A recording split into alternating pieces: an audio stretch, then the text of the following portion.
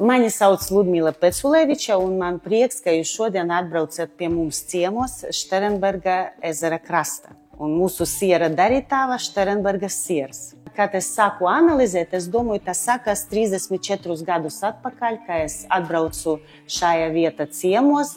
Man bija 21 gads, un vietēji svinēja Līgo svētkus. Man tā iepatikās šajā vietā, un man tā iepatikās daba, cilvēki, ka es domāju, ka man gribētos šeit palikt. Tas bija brīnums, ka es 3 gadus atpakaļ sēdēju pie ezera krasta un sapņoju, ka man būtu sava sirdslieta, ka mani aizraujo. Bet tā mirkli es nedomāju, ka tas būs siers. Domāju, varbūt es spīnešu, varbūt dancošu. Kad man būtu sava sirdslieta, tas bija galvenais. Un pēc mēneša laika es YouTube pēkšņi ieraudzīju roliku, kā parasta kastroli gatavoju sieru.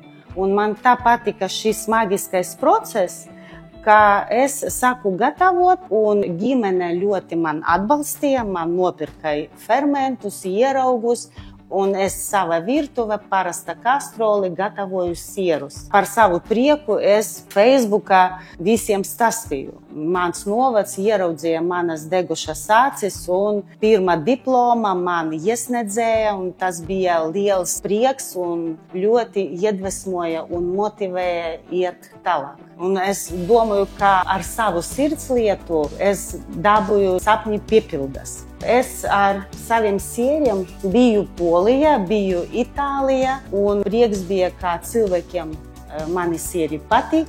Un prieks, ka tagad no visas Latvijas ekskursijas atbrauc pie mums ciemos un degustē manus sierus un klausa manu stāstu, kā gatavot sierus. Es visiem ekskursantiem teicu, ka ļoti svarīgi, ja tu dzīvo tā vietā, kur tev patīk.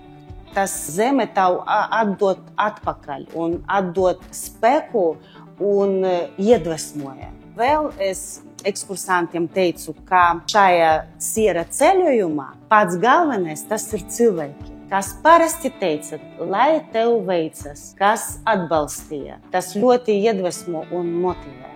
Prieks, ka es ar saviem sieriem varu drusciņ popularizēt mūsu Latgali, tāpēc, ka šeit ļoti skaista zeme, ļoti labi cilvēki dzīvo. Prieks, ka cilvēki atbrauc pie mums un lūdzu atbrauciet pie mums ciemos, izbaudīt Latgali. Laikam nepateikšu neko jaunu, ka Krāslavas novads ir dabas skaistuma un viesmīlības standarts Latgalē. Un apvienojot tikai šīs divas lietas, var rasties produkti, kas paliek atmiņā, kas priecē ne tikai mūsu vietas, bet arī tālu aiz mūsu novada robežām. Un šis ir tas gadījums, kad no sākuma bija mērķis un pēc tam varēšana. Un tik tiešām jābūt tik aktīvam cilvēkam, bagātam ar izdomu, lai to visu paveiktu un ievirzītu no sākuma pavisam maziņā ražotnē. Un tagad ir jautājums, kā nodrošināt ar produkciju cilvēkus, kas vēlas iegādāties noteiktos skaistos sierus. Lai visiem būtu savs veiksmes stāsts uz tādiem maziem piemēriem. Un, protams, neaizmirsīsim arī par lielajiem, kuriem arī jābūt, lai katram izdodas.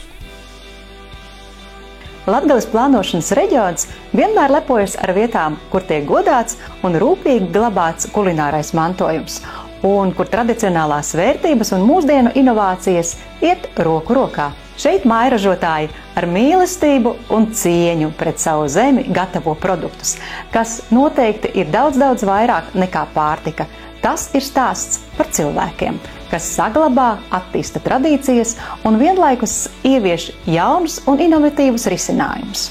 Un tā Ludmilas Peculevičas gatavotie sieri tiek radīti no pašražotām un pašaudzētām izejvielām.